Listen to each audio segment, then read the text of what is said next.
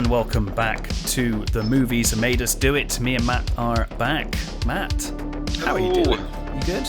Not so bad, sir. Pretty good. You? Good, yeah, good. I thoroughly enjoyed our Evil Dead 2 chat. I still haven't watched Evil Dead 3 yet, though. I was going to watch it that evening. I was like, I'm going to watch Evil Dead 3 now, and I didn't. But maybe tonight. But yeah. It was nice rewatching the first and second one anyway, and I really enjoyed just talking through the second one. It's nice. Yeah. Always reminds me of like when we were younger and you kind of chatted to your friends about a movie. Yeah. That's kind of what this podcast has become when it's those episodes. It's just like talking with your mates about a movie. It's great. I think that's it. Is it with movies like that as well? It's how you gauge whether, like, when you're at college and stuff, it's how you gauge whether you're going to be friends with someone. Yeah, it is, like, isn't it? It is. Evil Dead. It's like, yes, I have. Then you can be my friend. Have you watched Evil Dead 2 and did you like it? Yes. Then fine, Yes. we can be friends now. Yeah, absolutely. Yeah. So have you managed to watch any films in the last week? I have. I've watched a couple. I've watched. Excellent. So did you know that Amazon has released 4 Blumhouse movies? I didn't know that, actually. I do have Amazon, though. I've been distracted on Amazon because I started watching The Expanse. I've got to go back to it. I've only seen the first 2 seasons. I think I watched like the first 3 episodes. But I had wisdom teeth removed. And I was high on painkillers, and I was like, well, I'm at home and I can't really sleep and I feel like crap, so I'll just watch something. And I'd heard loads about The Expanse. That's not what you want to see.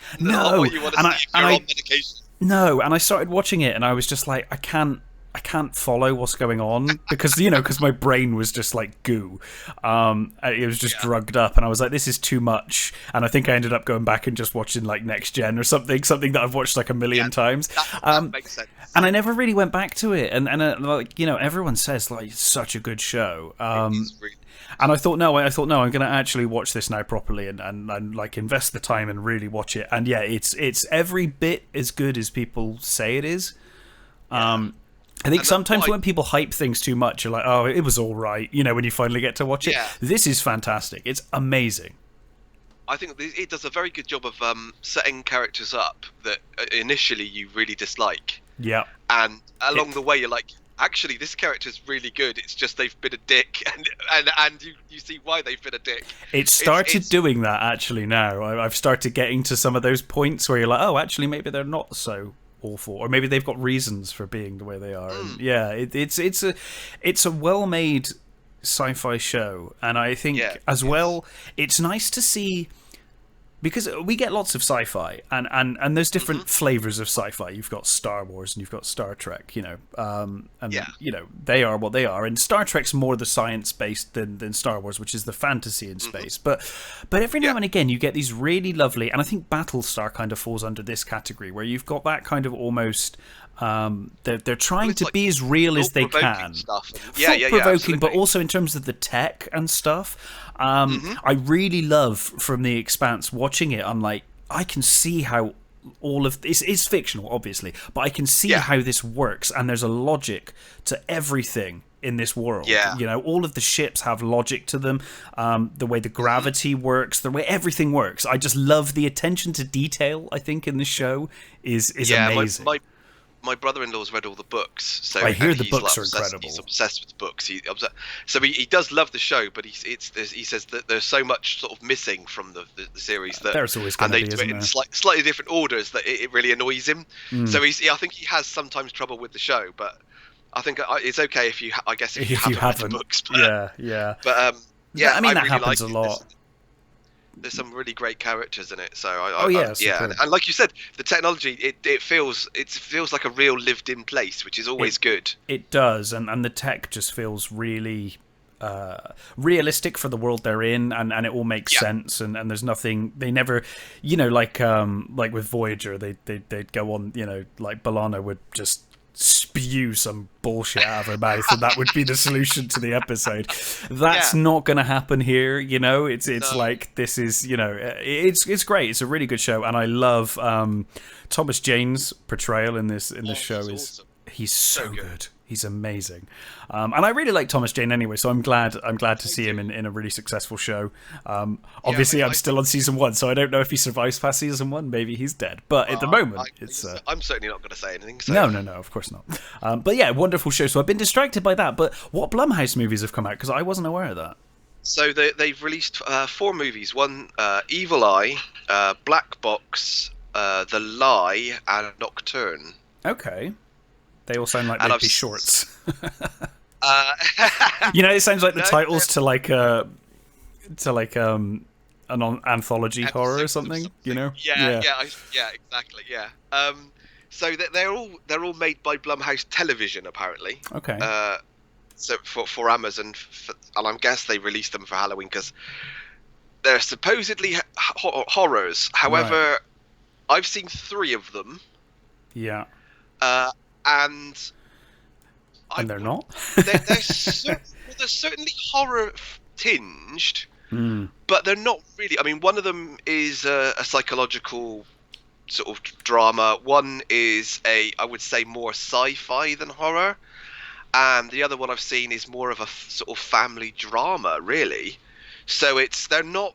They're only slightly horror. So which is. I don't think they're horror enough for Halloween. More thriller than horror. Yes, definitely. Mm-hmm. Yeah, fair enough. So I'll start with Nocturne, which was the first one I watched. Yeah. So this is directed by Zoo Quirk, starring Sydney Sweeney and Madison Eisman, and it takes place in a music school. Right. And in the opening scene, there is a girl playing the violin beautifully, and she stood in this room, and the clock chimes next to her, and she stops playing, gets on the balcony, and throws herself off. Okay, that's a hell of an opening. And then you get the sort of the introduced to these 2 girls who are they're twins, and you see them from like their sort of birth, and like you see them growing up playing, sort of learning piano and things and stuff like that.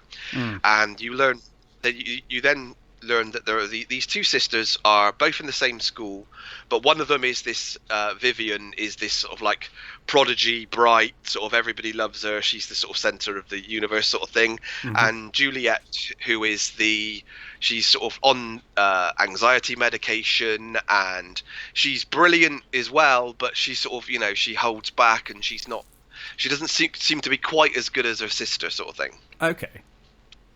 And while she finds this book, which was owned by the girl who threw herself off the balcony. And in this book, it looks like, I should have said as well, the girl that was playing the violin, on her wall next to her, there are scribbled in writing and symbols. Okay. So Juliet finds this book, and it's got music in it, but it's also got these pages of like full page pictures that are almost sort of like tarot cards. That they look like that sort of, there's like a picture like of a traditional tarot card kind of image. There's like a fallen angel. There's like a picture of some sort of demonic creature with this big sort of clawed hand. There's a sort of a picture of a somebody with a burning stick with a crown on, and it's all these sort of things, and they've all got this sort of like writing on, which as soon as I saw the writing, it's like, well, that's just backwards. Okay, fine. How long did it take the characters to figure that out? At least halfway through before the character. And it's done in a really sort of like dodgy way as well. There's this bit earlier on. Did they see it in a mirror or something? And it's almost worse than that. Well, I mean, she looks in the mirror when she finds out, but there's a bit where they're talking about this girl, and that she was like a genius, but she was mad. Okay. And they said, it was like Da Vinci, because Da Vinci could write with 2 hands, like, and all that sort of thing. And you go, right, okay, well, that's going to come up later then, isn't it? And then later on, she's like reminded of Da Vinci, and she's like, oh, of course, he could write with both hands. It's like, oh, right, okay, fine, not a problem. But anyway, so basically, she starts getting jealous of her sister's success, And it turns out that the first girl, she was going to be doing this piece of music for like I don't remember what they call it, like not a prom, but like an end of term show sort of thing. Okay. And when she killed herself, her sister got the part, the job, the part of playing this sort of the main piece, a piece. And so Jules starts getting a little jealous of her sister, and she wants to change what she's doing, and her teacher says, no, you should stick to Mozart, you're good at that, don't change what you're doing, you know, don't worry about what your sister's doing, all that sort of stuff. And there are a lot of, you start seeing parallels between certain things that are happening and the pictures that are in these pictures with her. Okay. And so she's almost living out the depictions in the picture. Is that the idea? Yeah, it's like it's kind of like they're telling her future. Yeah. Okay. And she starts sort of changing what she's doing, and then she kind of fucks over her sister, and it sort of all spirals out into, you know, you if you've seen something like this before, you can kind of see where it's going. It's interesting that you can interpret it in more than one way, which is good. So it could be, is it real? Is it an actual demonic thing that she's made a bargain with, or is it purely in her sort of, you know, crazy paranoid mind? Exactly. So there is that element to it, and I think a lot of people seem very disappointed in the end. But I think the end was a perfect ending to what the story was telling. Okay. Obviously, I'm not going to sort of say what the ending is. No. Of course. I think what holds it together, which is the main performance by Sydney Sweeney, who I don't think I've seen before. She's in a couple of things. She's in like Handmaid's Tale and stuff like that, but I've not seen it, so I don't.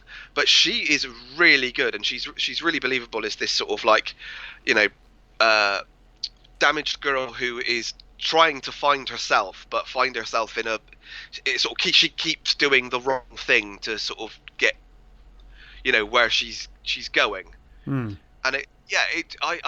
it's a well-made movie. It I think with all three of the ones I've seen of these so far, I haven't seen the fourth one.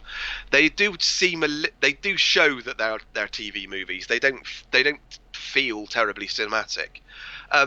There are some lovely scenes with where she sort of like she keeps seeing this light, and it's sort of at times it's very reminiscent of something along the lines of Hereditary or some sort of pagan sort of horror type stuff, which very in vogue, like. Isn't it, at the moment? Pagan horror stuff, yeah. Which I'm the same as you. I don't complain about it because I love that kind of stuff, so that's fine. But it does seem very in vogue at the moment.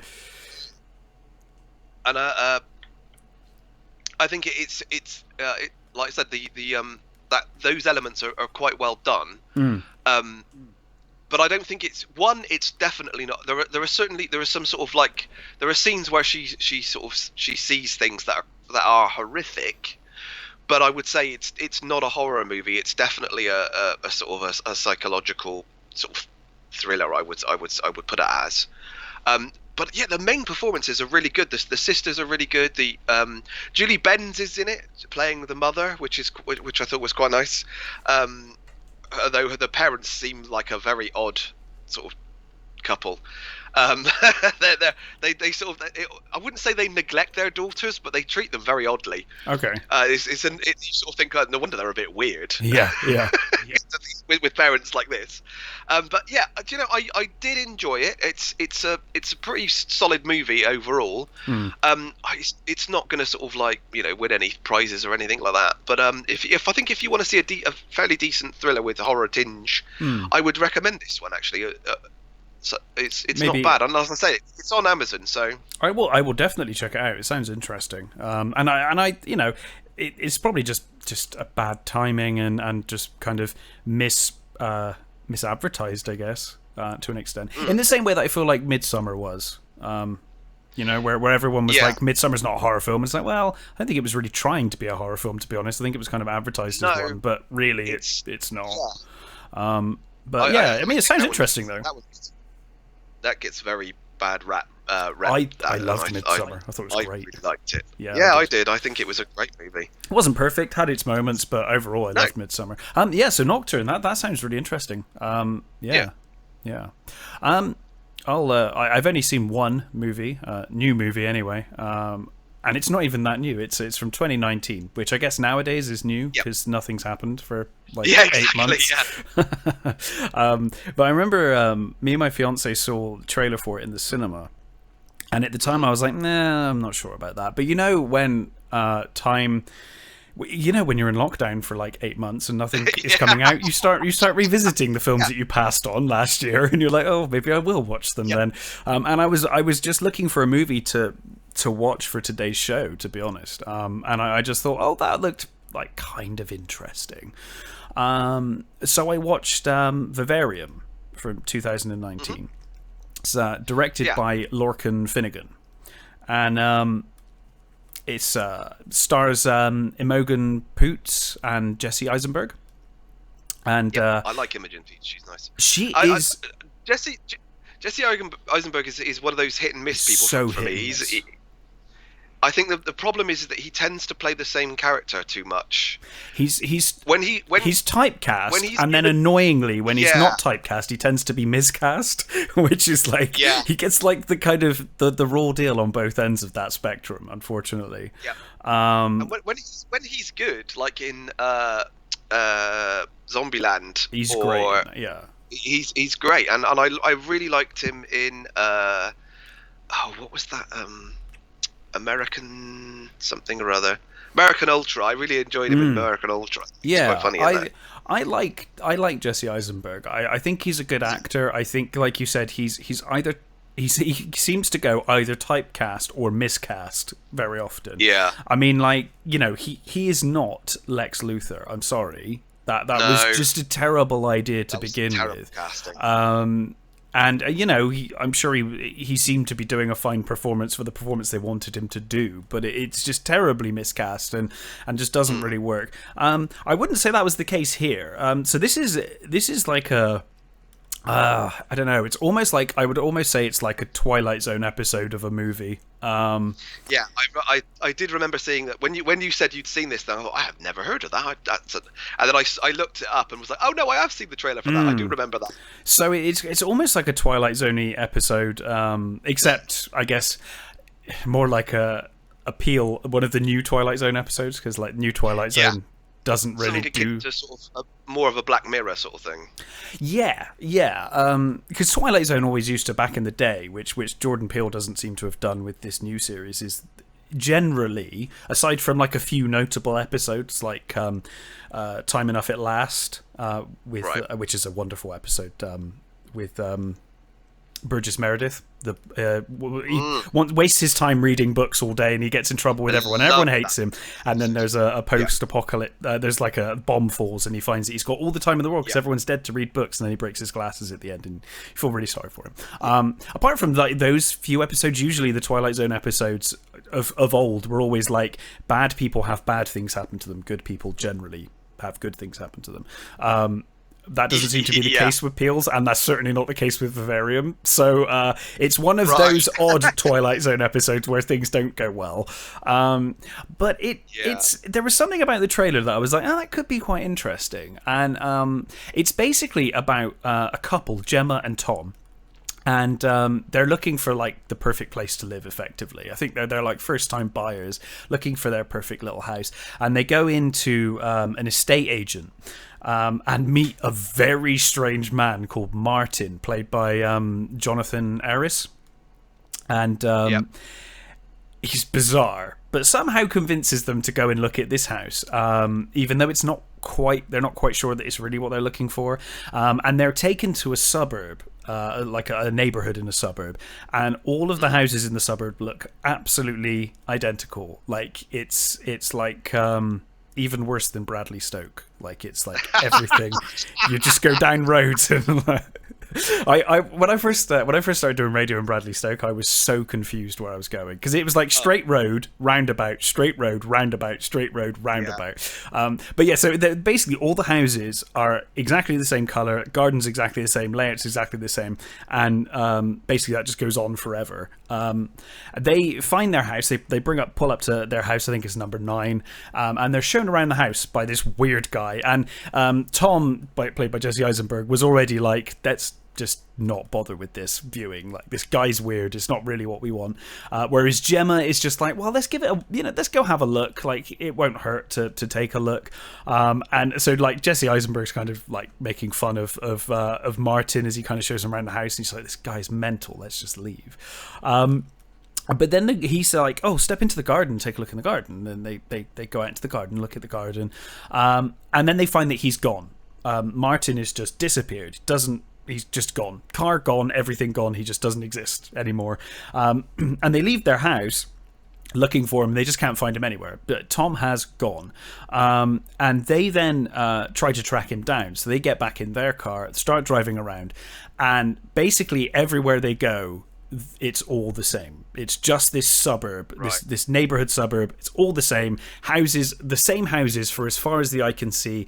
And wherever they go, they keep ending up back at the same house. They keep ending up back at the house they're supposed to live in, basically. Right. But no one else lives in this neighborhood. So it's literally no one else is there but them. So it's rows and rows of empty houses for as far as the eye can see. At one point, Tom climbs up on top of the roof and just looks out, and it's just those houses forever. They're just stuck there.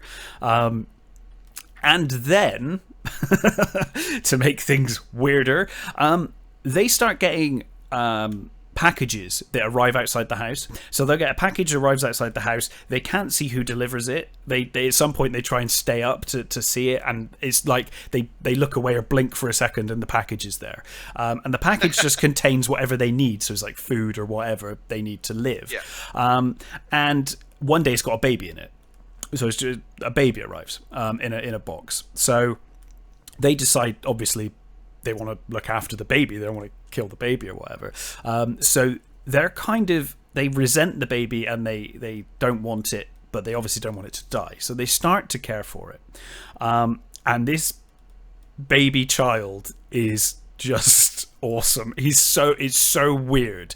I think he's played by a kid called Sinan Jennings, who I don't know what else he's been in, but he is superb as this kid. Right. He basically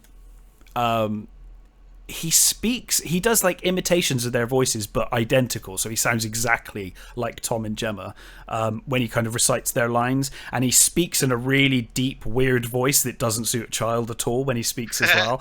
It's really weird, and again, to be clear, this isn't even billed as a horror movie. This is a sci-fi movie, really. It's a science fiction movie, but it's got horror-y elements in the way that this kid is really creepy and weird. But they're kind of forced to raise him.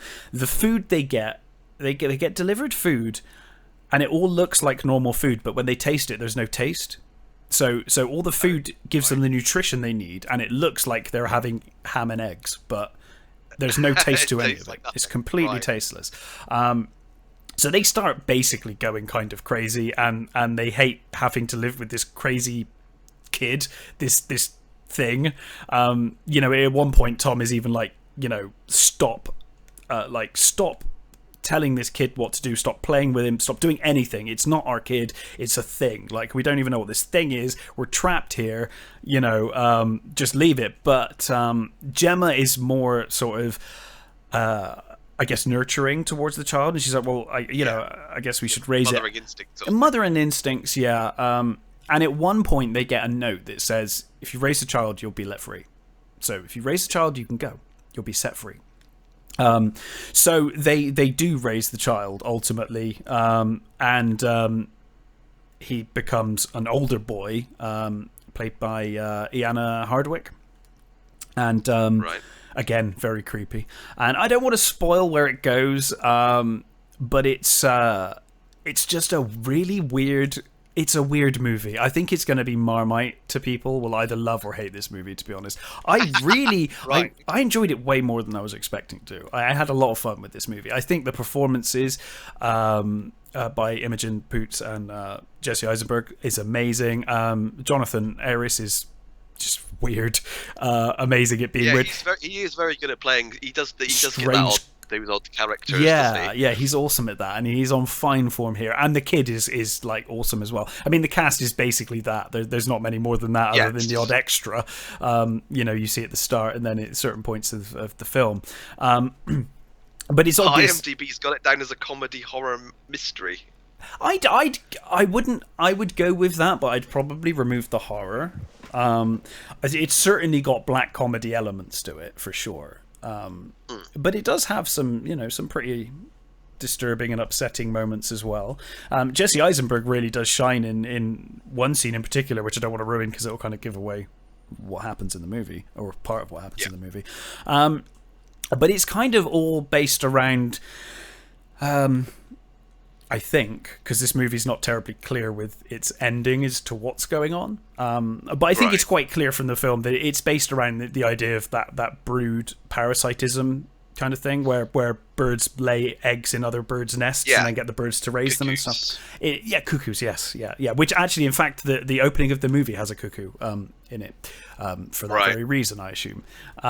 It's just a really weird, fun kind of, 1.5, 2 hour Twilight Zone episode, and I really dug it. I wasn't expecting to like it as much as I did, but I think it's got an interesting premise. I quite like just odd things. This is why I love Twilight Zone. I just love it when you don't need to explain too much. I just like it when weird things happen to people, and it's just this is really weird, Yeah. I don't want to think too much about how did they get to this place and how does it work that once they're in there it goes on for. I don't mind. It's just a weird Twilight Zone episode to me, and from that perspective, I really enjoyed it. I had a lot of fun with it. It was good. It was good fun. It's an odd movie though. Like I said, I'm not sure it's for everyone, but if you're in the mood for a weird Twilight Zone episode, it's worth it. It's worth a go. Okay. Yeah. Well, Mainly, I think the performances hold it together more than anything. If it wasn't for the good performances, it probably wouldn't work so well. But yeah, well, I think that's with something like that. I think it always helps if you've got really good performers, because it hinges on their performance. It does, especially with such a small cast. If you're not willing to go with the people, if you're not willing to stick with the characters, then there's nothing to. That's the thing. There for you, and I think they're very believable. Gemma and Tom are very believable characters, very believable people. They don't start immediately hating each other because they've been locked stuck in the situation together for a couple of days or months or years. They still love each other, and they have arguments, but it's very clear they still love each other, and it all feels very genuine. I think the characters pull it along for sure. And with such a small cast, I mean, at any one time in this movie, there is only ever a maximum of 3 people on screen, ever. So, in a scene.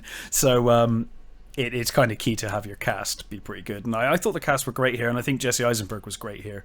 He's got some really good scenes. I would recommend it, but only if you're in the mood for something a little strange. Right. What else have you watched? Did you continue with your Amazon movies? So in a very similar vein, actually, I've got something else that feels like a Twilight Zone episode. So Black Box, it's directed by I'm going to murder names here. I'm never good at names. I don't know why I try and read them out on this show. Emmanuel Usi Kufur, and it stars Mamadou Athi, Felicia Rashid, Amanda Christine, and Tomzin Mora Hunfola. Right. So, forgive me if I mangled your name. I do apologise. You tried. So this is basically it's the story of Nolan, who you learn at the very beginning has had a car accident in which his wife died and he lost his memory. Oh, okay. So he has a young daughter, Ava, who is played by Amanda Christine, and she is the most adorable little girl. She is absolutely fantastic. She kind of looks after him. Right. I'm not sure how old she is. She's not very old. She's quite young. She's sort of like infant school sort of age. I'm terrible at judging. No, I am as kids' well. ages. They're like, once they get past like toddler, I'm like, they could be any age Exactly. between, But Yeah, then I'm the same they're later as well. I'm like, someone can be between like 50 and 70, teenagers. and I wouldn't know either. You know? Oh yeah, that's. It's like both ends of that scale. Early and late, I'm terrible with. I'm like, I don't know how old they are. So he's. So when it opens, you see him like looking through pictures of himself and his wife, and he sort of, you can see that he's struggling to sort of make a connection with these pictures, and then this sort of, he keeps hearing this like this cricking sound, like the breaking of bones, and then somebody behind him sort of starts strangling him, and then he sort of wakes up. And his little daughter is brilliant. She's sort of like, she's making sure he's ready for work, or well, he's going for an interview with his old job basically, and she puts his tie on him and gives him lunch, and he's like, oh, I didn't eat, and she's like, I'm not asking, I'm telling, and she gives him his lunch, and she's completely charming, and he sort of goes into this interview, and he's told that his work's not as good as it used to be, and they just can't, with the current climate, they can't afford to hire him, and sort of he's sort of really frustrated, and he sort of forgets to pick up his daughter, but he keeps getting this phone call from this doctor saying, come and do this treatment, I've got this treatment for you, and he keeps ignoring these calls. Right. And he's got this, I think it's his brother-in-law Gary. It seems to be his friend, is sort of like his best mate as well, and he sort of comes a lot around, and he looks sort of after him, and he's a doctor, and he sees that when he had the accident, he was pronounced sort of brain dead, and it didn't look like he was going to come out of it, but he sort of regained consciousness, and he seems healthy, but he just can't make these connections, and him and his daughter have this little sort of fist bump thing that they do, and he can never get it right, and the daughter sort of like, it's okay, it's fine, but you can see that he's sort of getting angry and angry, and there's evidence that he's smashed a wall, and he forgets to pick up his daughter, and he's like so frustrated, and he says to his sort of brother-in-law, look, I keep getting these calls from this woman, this doctor, telling me to come and try her experimental treatment. And he says, do you think I should do it? I really want to be able to remember. I want to look after my daughter, because he's basically told that if he keeps forgetting his daughter, he's going to lose her. He's going to lose her. So he goes to this doctor, and she's played by Felicia Rashid, who was Claire Huxtable, right, in the Cosby Show. She's she was also in Creed and stuff as well. Creed 2. She's a terrific actress, actually. She's a fantastic actor. So she says she's got this. She basically says, right, first of all, I need to sort of see if you're able to use this. So I'm going to hypnotize you, and she hypnotizes him.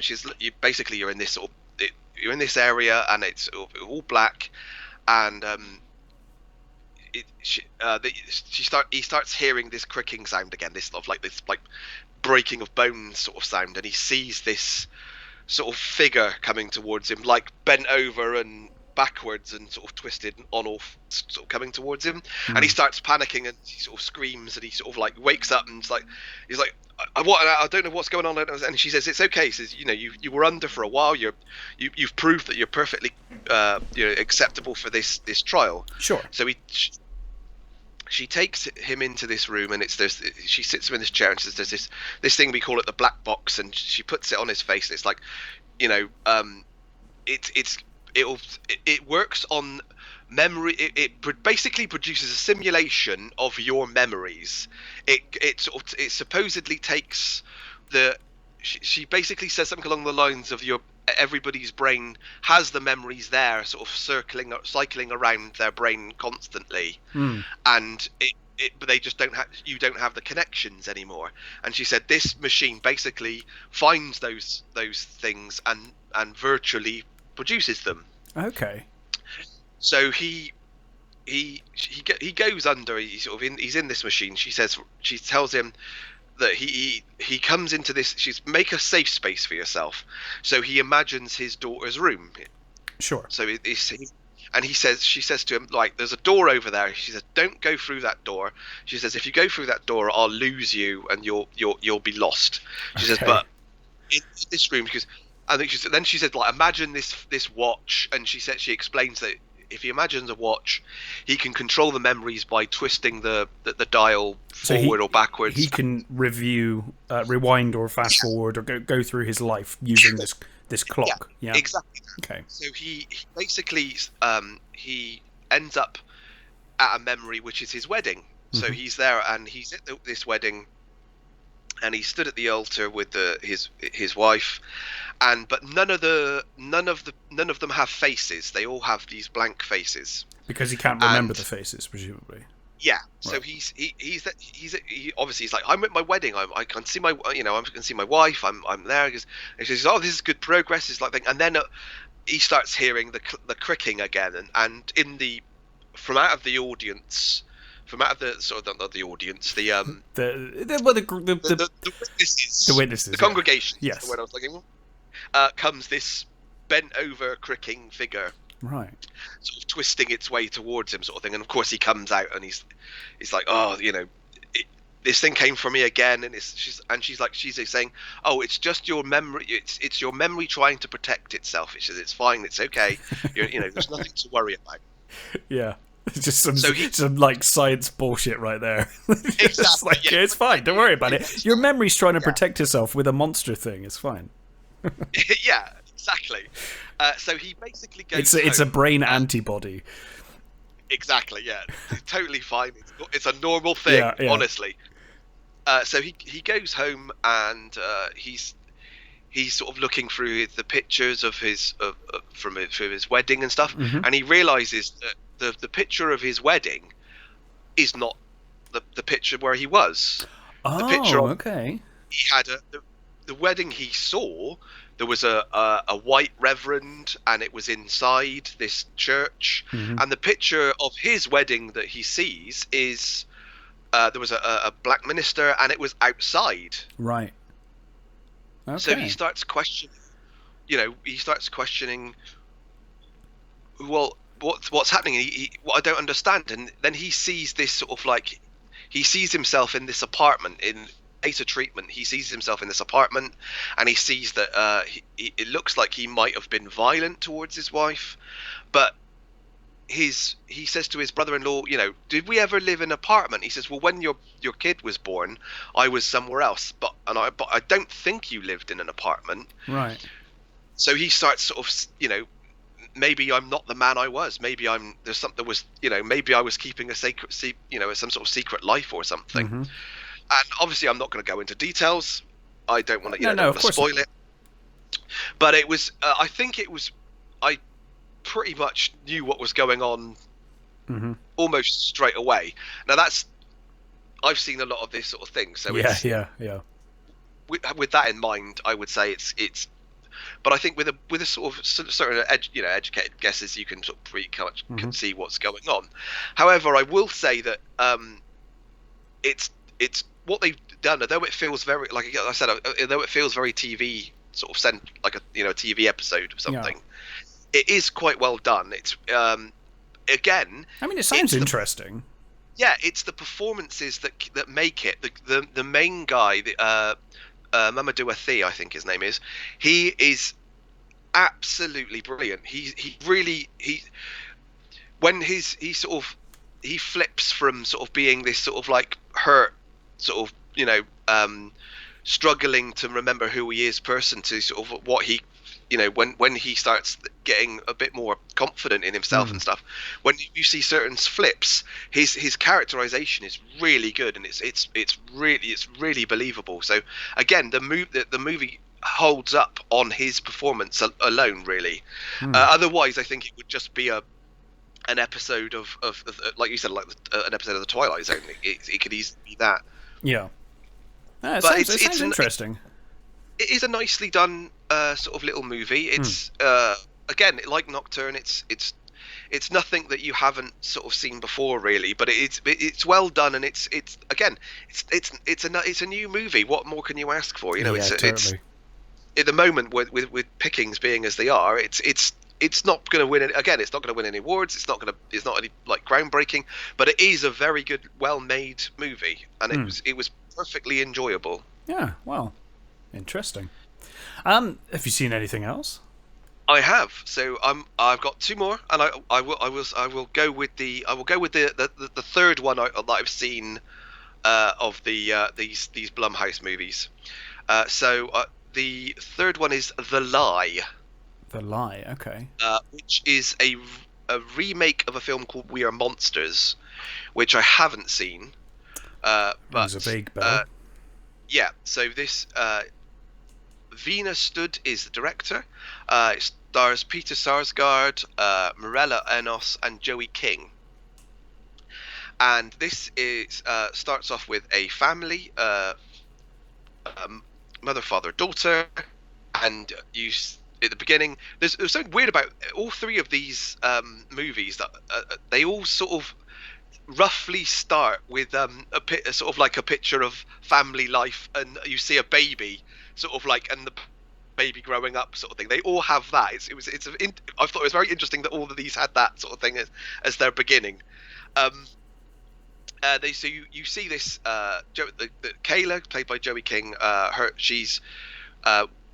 Her parents have split up, and her dad is a musician who lives in the city, and her mum is a lawyer, and she is supposedly her mum drops her off at her father's, and she's supposed to be going to a ballet camp for a couple of weeks or whatever it is. Right. And you can see the sort of there's tension between the sort of parents. I think the sort of obviously the dad seems not exactly flaky, but he's like, you know, he's one of those hip musician types. So it's like, you know, he's got that sort of thing. The girl says she doesn't really want to go. She just wants to stay at home. But they basically, no, you've got to go. So the dad is taking her to this ballet school or whatever it is, and on the way, they see at a bus stop Kayla's friend, right, and Brittany, and she says, you know, oh Dad, you know, pull over. We'll you know, she's going there. We'll take her with us. And he says, okay, fine. So he goes over. She gets in, and the friend is sort of like bolshy, and she's sort of like you know, flirting with the dad, and the daughter sort of obviously doesn't like this, and there seems to be evidence that she's got a bruise on her face, so you know you're not quite sure what that is, and it's like, where did the bruise come from? She says, oh, don't worry about it, it's nothing. Right. And then she says, oh, I need to go to the toilet, I need to, so pull over. And it's like, oh, you can go to the toilet when we get there. And she's like, no, I'm going to pee on your seats. And so Kayla says, no, you know, for God's sake, Dad, just pull over now. Yeah. So he pulls over. It's like you know, it's all snowing. It's in this sort of like forested area, and they go off into the woods, and the dad sort of like stood there in the car waiting, and he hears a scream. So he runs down, and through the sort of woods, there's this like river, and there's this bridge going over it, and he finds his daughter sat on the railings of this bridge, and she says, oh, you know, she's gone. She's gone. And he's like, the dad's sort of like looking for her, and it's like he can't find her. And she says, I pushed her. You know, right. We got into an argument, and I pushed her. I killed her. So the dad, it's like, right, okay, you know, okay, I've got like. He sort of picks up this sort of the handbag from this girl, and they leave. They go to sort of he drives her back to the sort of city, and basically what unfolds is a sort of a series of the basically the parents covering up this crime. You know, Right. sort of making out that the daughter was ill. They never left the house. They haven't seen this girl. And the father of this girl comes round. He's played by Kaz Envar, who is the pilot of the ship in The Expanse. Oh yes, he's great actually. Yeah, he's I really really good at liked this him. as well. So there's a sort of suggestion that he may have been abusing his daughter in some way. And again, I'm not gonna, you know, go into the full details of the movie because I don't want to spoil it too much. But again, very early on, I did think, okay, well, I know what's going to happen here. I can see what's happening. What unfolds again is actually is quite good. It is a very well made movie. Again, it feels like a TV movie, which it is really. So you can't say anything else. Yeah. Again, though, what holds it together are the performances. Joey King is this sort of this teenager who she's damaged by the fact that her parents have broken up, and she has these amazing sort of like flips of 1 minute she'll be like, it seems like she's devastated about what she's done, and the next minute she's calmly making breakfast for them, and just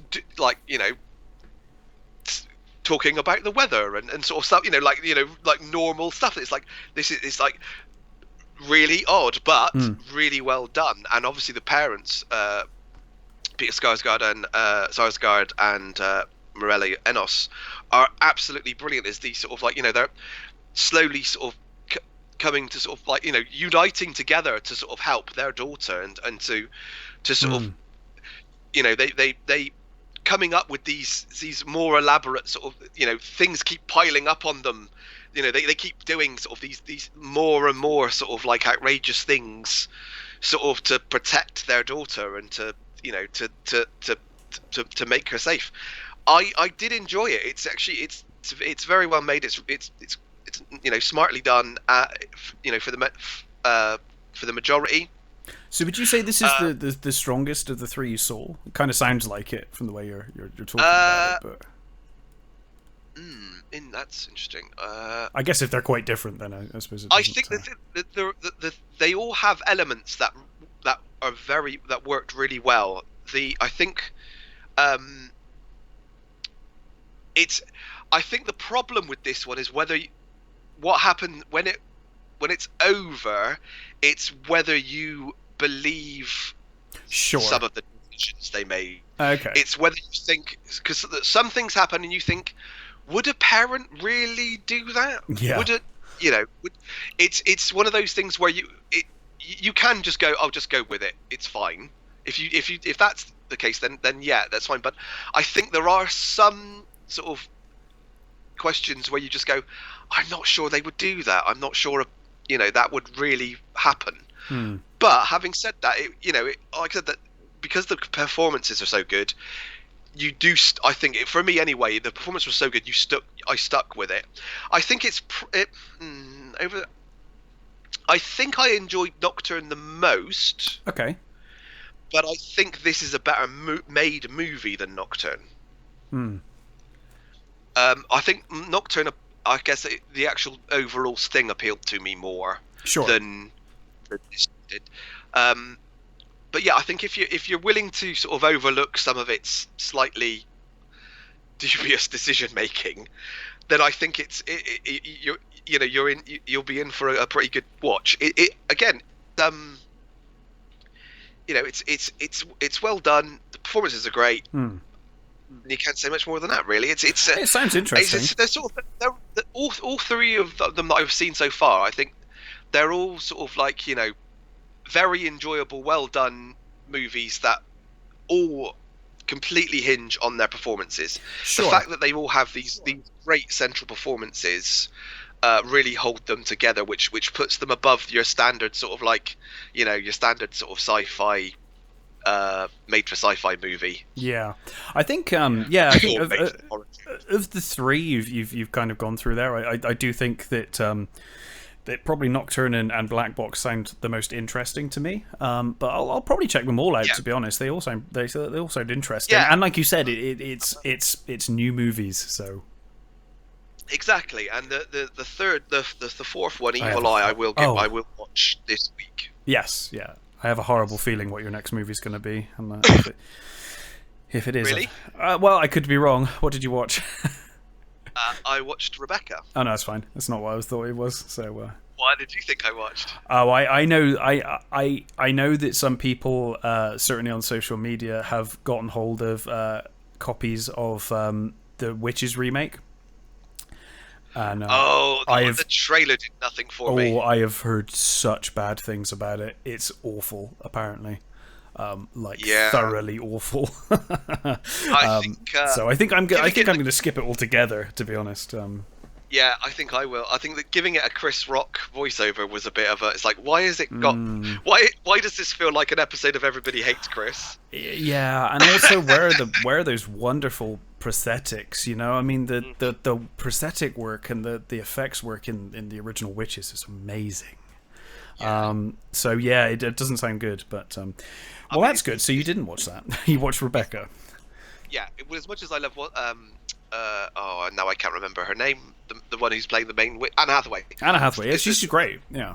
As much as I love Anne Hathaway, she's gonna do. You know, she's gonna have to go some to be as good as Angelica Houston is in that version. I do think I think I'm going to skip that one, but I think the Craft sequel's out next weekend, so I will definitely be checking that out because that had a much stronger trailer for me. I'm actually on board with the Craft remake. I did. Or remake, half remake. Who knows? Yeah, I'm down with it anyway. So yeah. So anyway, tell me about Rebecca. I haven't seen Rebecca. So this is it's Netflix movie. Yeah. It's directed by Ben Wheatley, who is currently one of my favourite directors. He's a great director. I did think it was an odd choice for him to do Rebecca, because he mostly does stuff that's either written by himself or his wife. Yeah. And I thought it was, because he did that High Rise, which was a ballad book, which I really liked. I thought it's a really great movie. But this is it's Daphne du Maurier's Rebecca. And it stars Lily James as Mrs. De Winter, Armie Hammer as Maxim De Winter, Kristen Scott Thomas as Mrs. Danvers. It's got Keely Hawes in it. It's Anne Dowd. It's got a pretty good cast. So if you've never heard of Rebecca, it's basically the tale of a young woman who is at the beginning of the movie is working for an American. It's set in the 30s, and she's in holiday. They're on holiday with this woman, and she's like her sort of nurse, maid, every assistant, all these things. Yeah. And she meets Maxim De Winter, who is this rich heir who has basically just lost his wife.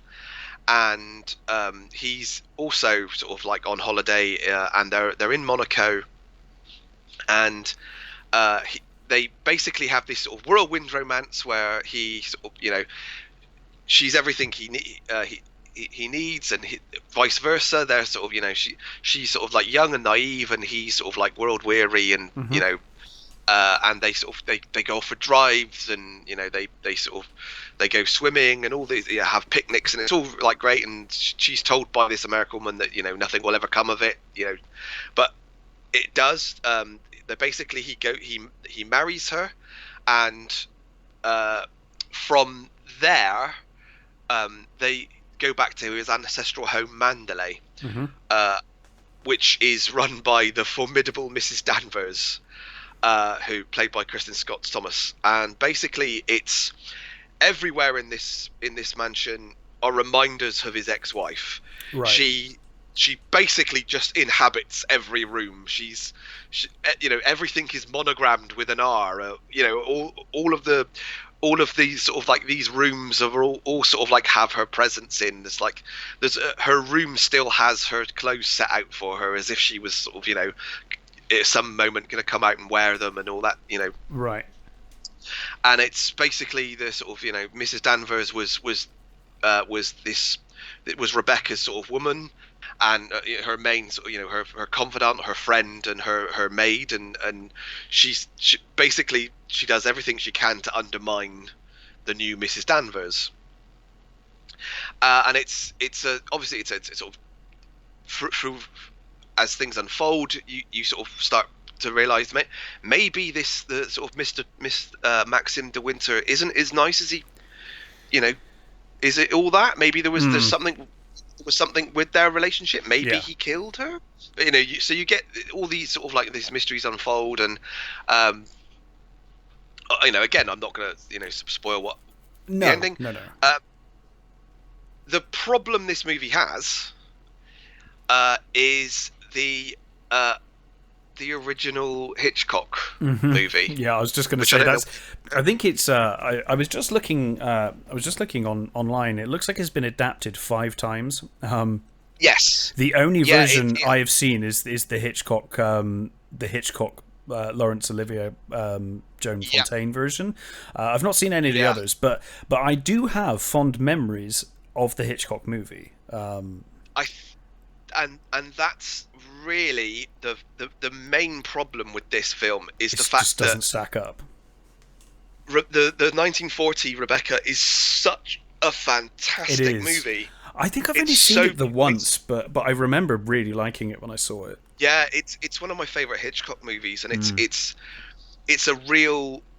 If you've seen that movie, I think it's a real detriment to this one. Which is a real shame, because the thing is this movie is made really well. There's nothing wrong with this film. It just doesn't compare to Hitchcock. No, there's nothing wrong with this movie.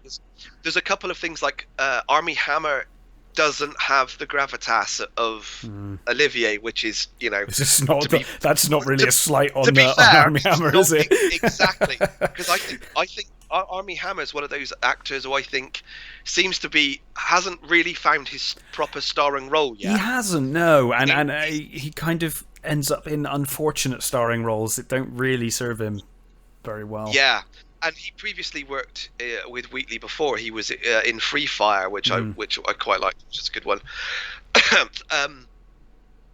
Lily James is fantastic, actually. I think she holds her plot really well. She's really believable as this sort of naive woman who again is coming into her own. She's trying to find herself while being undermined at every turn by Kristen Scott Thomas is amazing, Mrs. Danvers, who sort of stands sort of from the shadows like this raven, sort of like staring out like evilly, which again is it's so annoying because it's Kristen Scott Thomas and it's brilliant. It's a great character, but then you've got the Judith Anderson version from the original, and it's like if you've seen that movie, you just keep making comparisons. It's such an annoying thing because on its own it's a fine movie. It's just My wife hasn't seen the original, so she loved it. Yeah.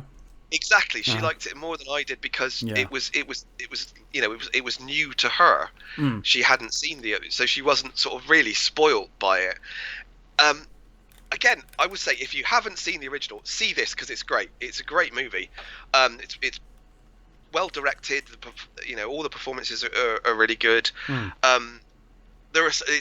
Its use of music. He uses sort of like folk music.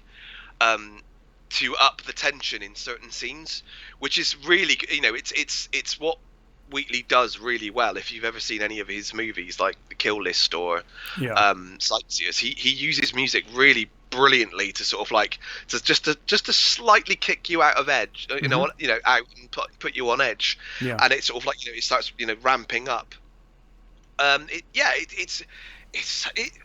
It's so annoying that it's like if it existed on its own, it would be brilliant. Fantastic, Because it doesn't. I don't think there's not enough. I think to differentiate itself from the original. Sure.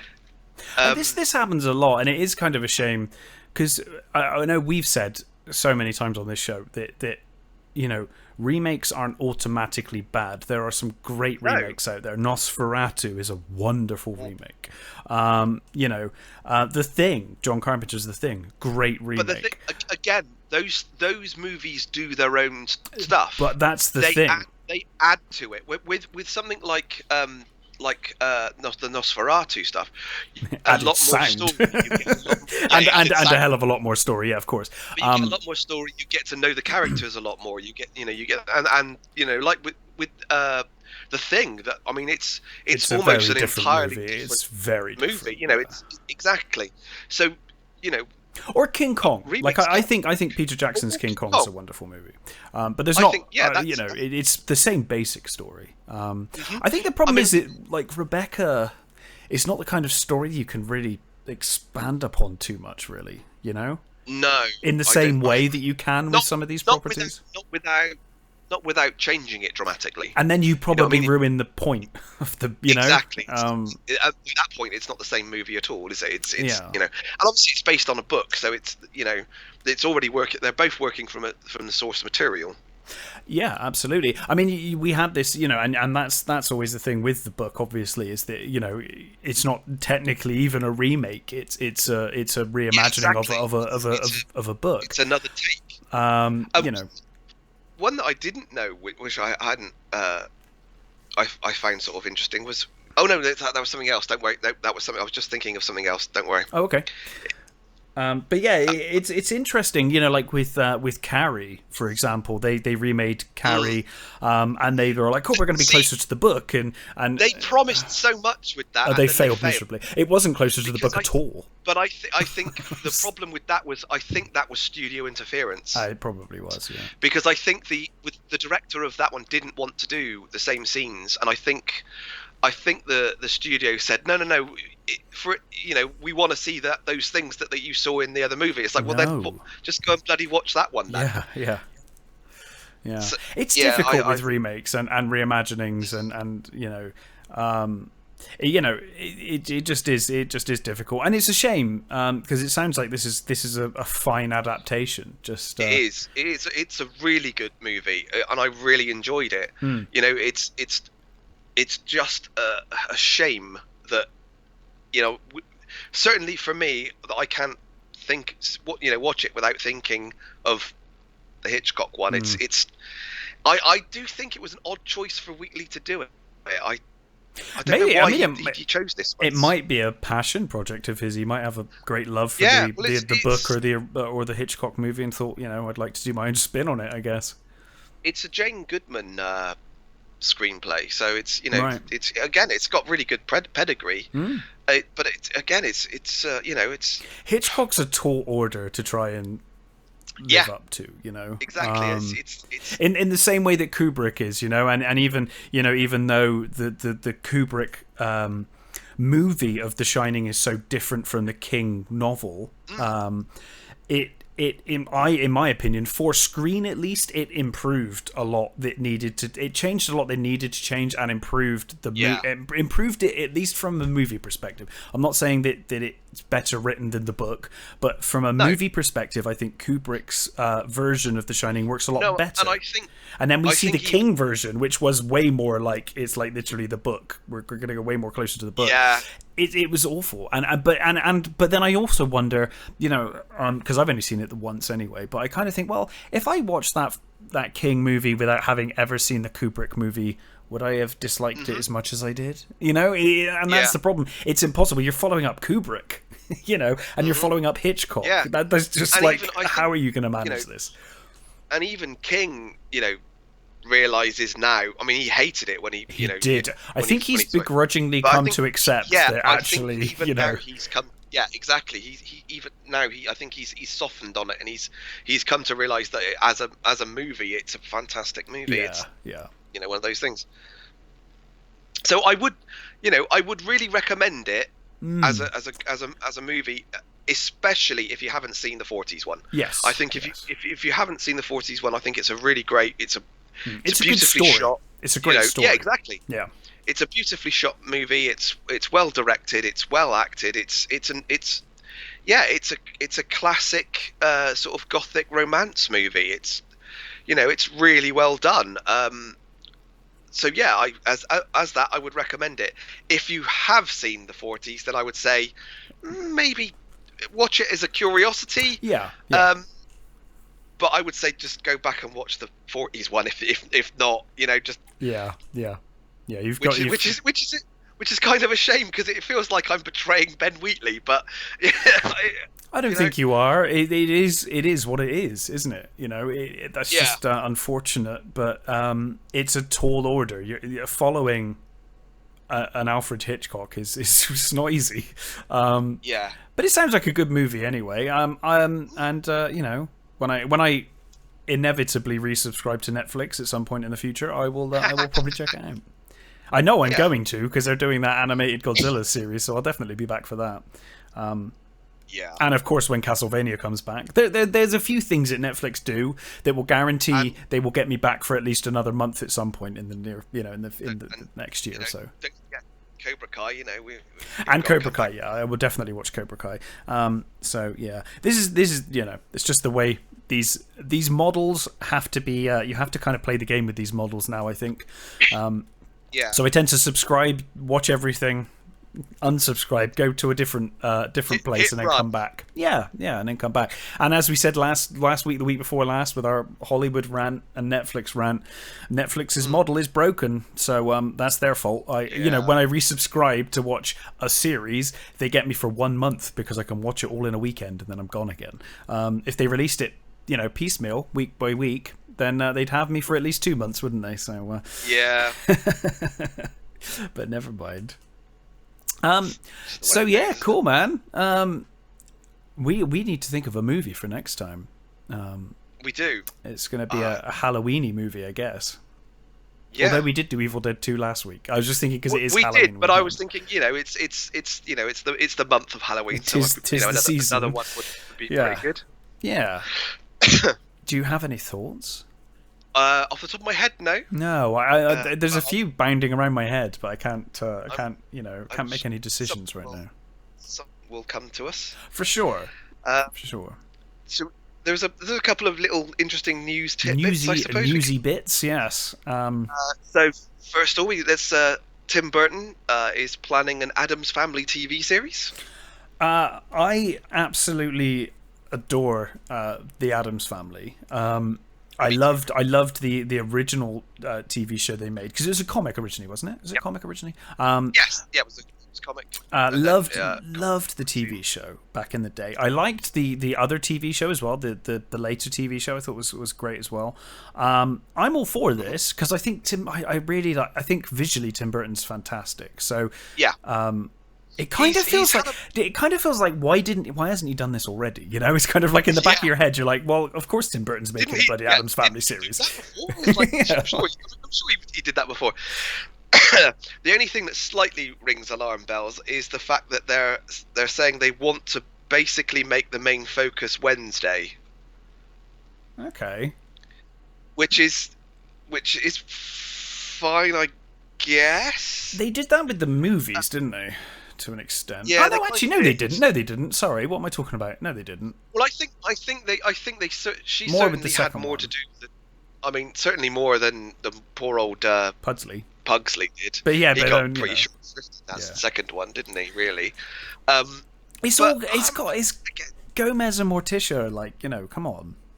They're the focus for me. They're the head of the family. It's a sitcom with Exactly, yeah. It's a sitcom, and they're the head of the family. That's the people. It's like Roxanne or whatever. Roseanne. Sorry. Yeah. You're like you're watching it for the two, parents, right?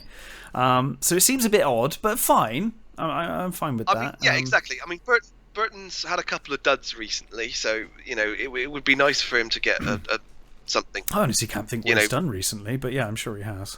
Dumbo. The Big Eyes was I quite enjoyed, but I don't think it did very much. Dumbo, I'm not touching with a barge pole. No, me either. that sounds fucking awful. What was the other? Dark Shadows was a massive flop. Yes, it was. And and the Alice in Wonderland movies weren't great. I only watched the first one, and I wasn't terribly impressed with that, to be honest. No.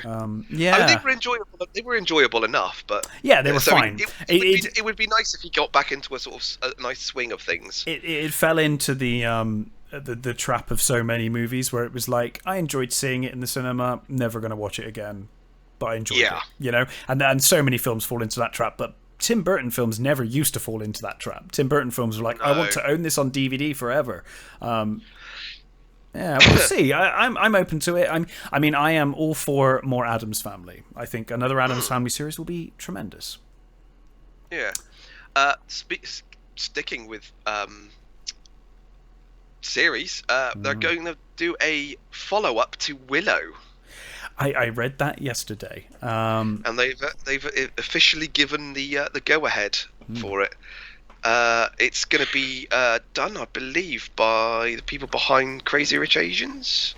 Okay, I've not seen that. I think it's going to be Disney Plus as well. I think it's going to be doing it. Okay. So well, that's the sort of alarm bell that's ringing. But you know, if everybody who was in the first one is involved, I'm totally on board. Well, certainly Warwick Davis will have to be in it. You can't do Willow without Warwick Davis. Yeah, exactly. Because recasting him, especially while he's still healthy, alive, and making movies, would just be awful. Yeah. I guess it depends what kind of health. I know he keeps sort of denying there's anything wrong, but I know Val Kilmer's been in very weird health, hasn't he? Well, he had cancer from what I think he did. I think he's recovered from cancer. Has he ever sort of come forward that he did have cancer? Because for a long time he was denying that he had anything wrong with him. But it was quite clear that something was wrong with him. I thought he had throat cancer. Was that not him? No, that was him, because he was wearing scarves all the time and he sounded really rough. But I at the time he was denying it, and I don't know. Maybe he just did after he got over it. Because the trouble is, actors are terrified to say that they're ill because they're worried they won't get roles, aren't they? So very often they won't say anything. But I don't know whether he did. Presumably he did come forward in the end and say that he did have it, but. Yes, he did. So it sounds like after, so he denied it, denying persistent rumours that he'd been diagnosed with cancer. But in 2017, he did say he was healing from cancer. So I thought so. Yeah. Yeah. So hopefully he's back to good health, and I know he's going to turn up in the Top Gun movie, I think, for a cameo, and it'll be nice. I mean, if he's back for Willow, that'd be great. That'd be really great. Because it's it's a great world. It's a wonderful world. You know, there's a lot you can do with that. You know, with their little, brownies and all that sort of stuff. It'd be great. I'm totally on board with that. Yeah, especially if it's made with the same love and attention that the Dark Crystal was made with. That is exactly what I was just thinking. And then please, Disney Plus, don't ditch it after making a really good series, please. But not that Disney ditched Dark Crystal. That was of all the things Disney are guilty of, that was not one of them. That was firmly on Netflix. Yeah. But that's not on them. No, but I mean that sounds great. I'm up for that. I'm up for that. Yeah. Simon Kinberg is going to be writing and producing a new Battlestar Galactica film. Yeah. Again, stiff competition there. Understand why you would bother. Seems too soon. I really don't. It feels way too soon. I know the thing is that Battlestar actually now is how many years old? The remake. It's probably about a decade or so, right? It's a good 10 years old, I suppose. Which is weird because in Hollywood, and that's these days they only wait 5 minutes. I know. But for me, it's like 10 years is nothing. Exactly. It still feels like it's too soon. And also, I love Battlestar Galactica. I've got a real soft spot in my heart for the original Battlestar Galactica. I rewatched that series on DVD not so long ago, actually, the original. How does it hold up? In places reasonably well, in other places obviously not. It had such a high budget. That's the thing. It did. Yeah. It looks. Well, the first season did. The first season, yeah. When they get to Earth, and it's like, oh god, this is the 1984 one. Was it 1984? Yeah. That was terrible. But the early seasons, it's great stuff. But they're so different from the reboot that you almost think of them as two separate properties now. They're almost Yeah. they're very different.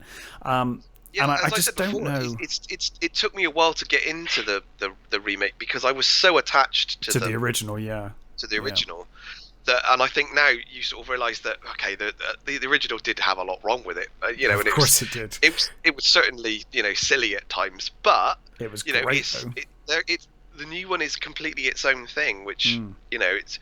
it's it's going to be hard to have a third version. You know what I mean? It's going to be hard for that to be its own thing as well.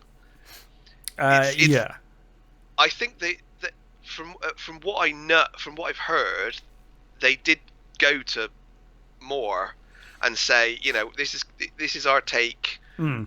Are you okay with it? And apparently he said, well, it's different enough from what he did, so he was fine with it. Do you know? And I know. So I don't know whether they're going to make it more sort of sci-fi and have aliens and stuff in it, because I think that's the way you're going to have to go, really, isn't it?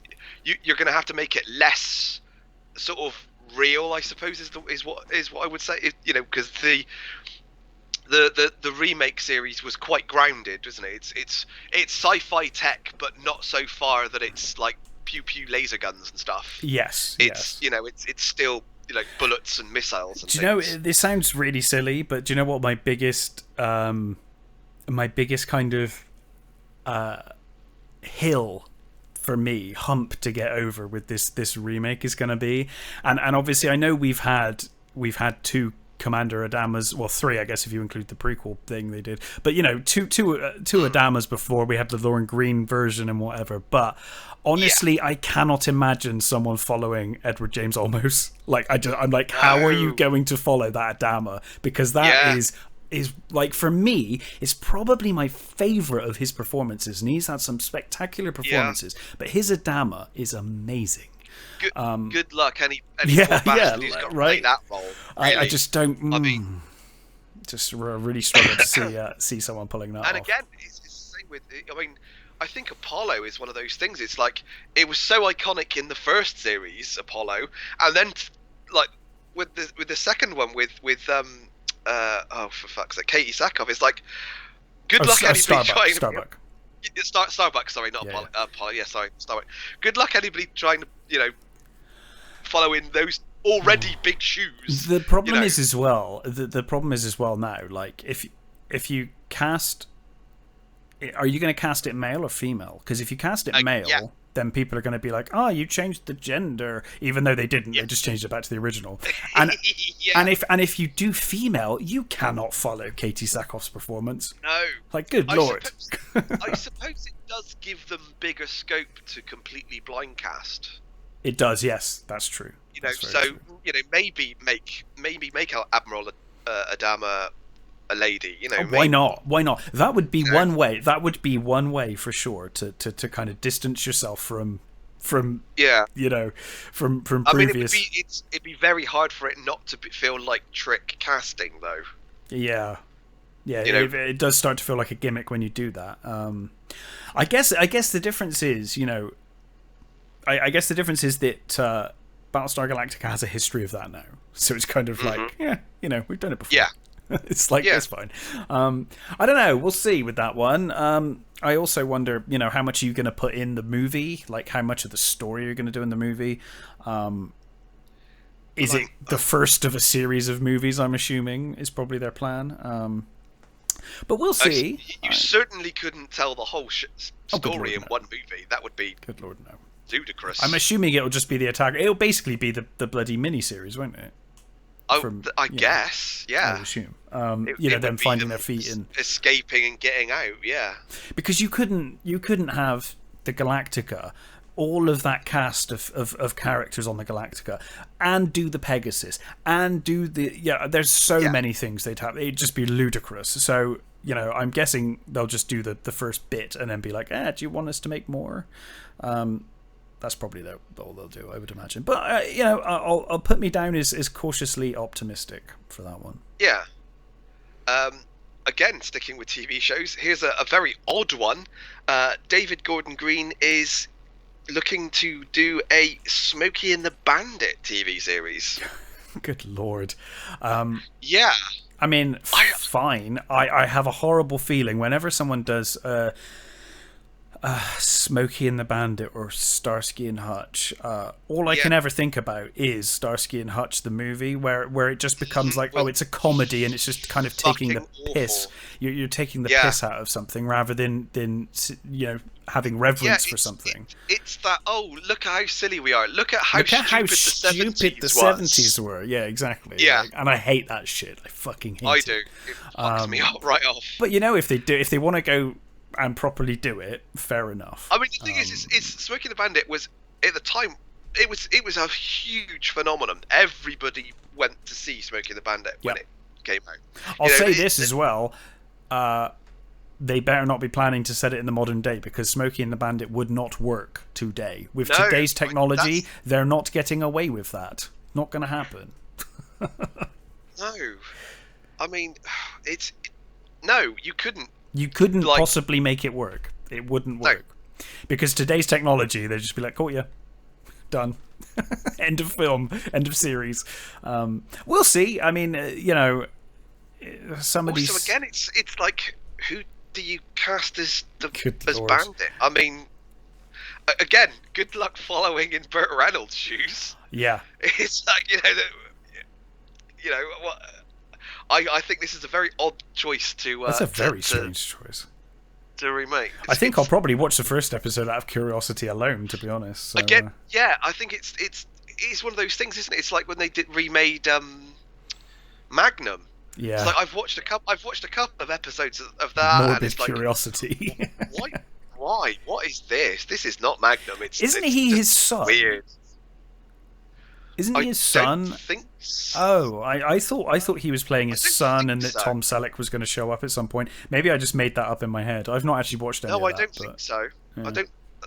I mean, my memory of it is pretty bad, but I don't think it was. It may not be. I don't know. I may just be making that up in my head. I think they just kind of updated it because Magnum was a Vietnam vet, wasn't he? And I think in this they just made him a Iraq vet. I think a Iraq vet, yeah. Yeah, it's the go-to now, isn't it? What was the last war? That'll do. Exactly, yeah. Even though they're not really comparable, are they?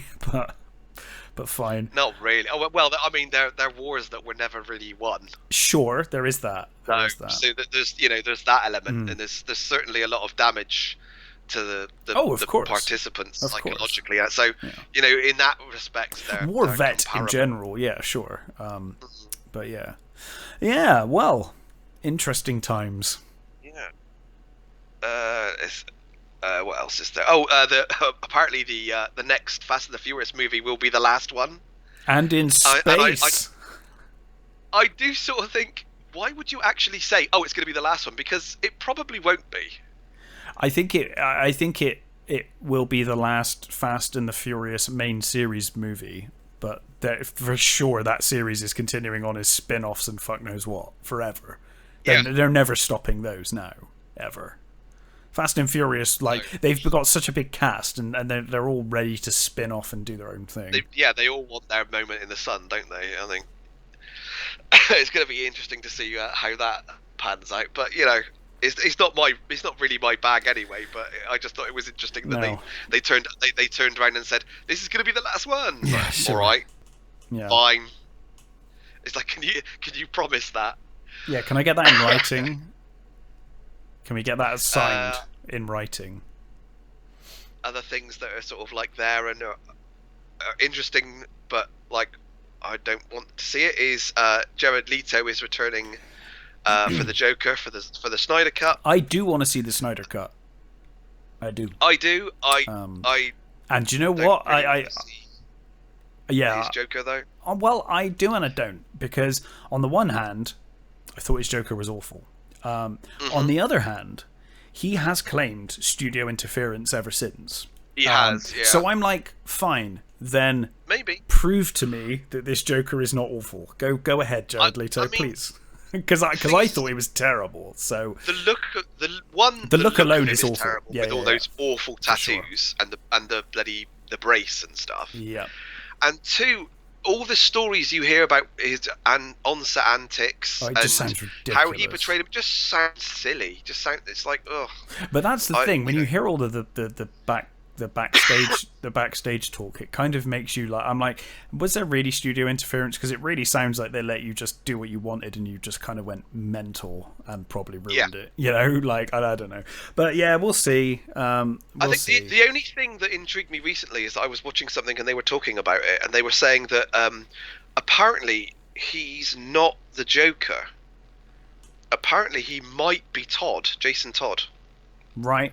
That would be more acceptable. Which would be interesting if he's Todd or one of the Robins. What, and the Joker's dead or something? Yeah.